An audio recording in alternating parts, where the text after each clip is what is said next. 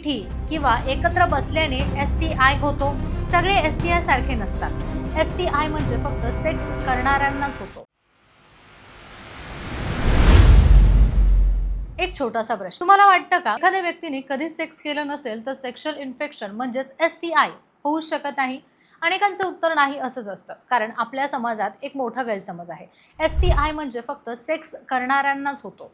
पण खरं सांगायचं झालं तर हे पूर्णपणे सत्य नाहीये.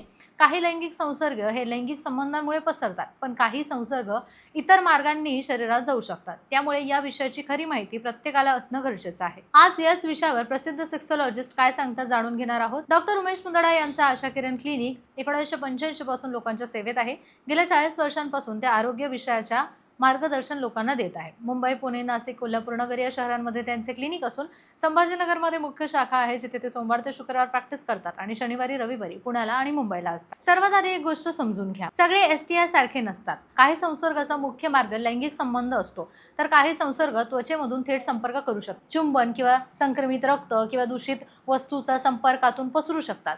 उदाहरणार्थ, एखाद्याच्या ओठांवर हॅपिसचा फोड असेल आणि त्याच्याशी जवळचा संबंध आला तर काही प्रकारांचा संसर्ग होण्याची शक्यता असते. तसेच स्वच्छ न केलेले सेक्स टॉयज वापरणे, रक्त लागलेले पेपर किंवा काही वैद्यकीय उपकरणे एकमेकांमध्ये वापरणे अशा काही परिस्थितींमध्येही संसर्ग वाढू शकतो. मात्र याचा अर्थ असाही नाहीये की प्रत्येक हस्तांदोलन, मिठी किंवा एकत्र बसल्याने STI होतो. त्यामुळे भीती बाळगण्यापेक्षा योग्य माहिती असणं जास्त महत्त्वाचं आहे.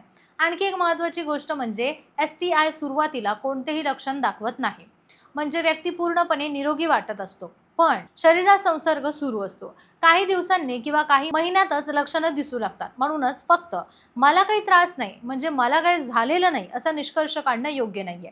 योग्य वेळी तपासणी आणि निदान झालं तर अनेक संसर्गावर प्रभावी उपचार करता येतात आणि पुढील गुंतागुंतीत टाळता येतात.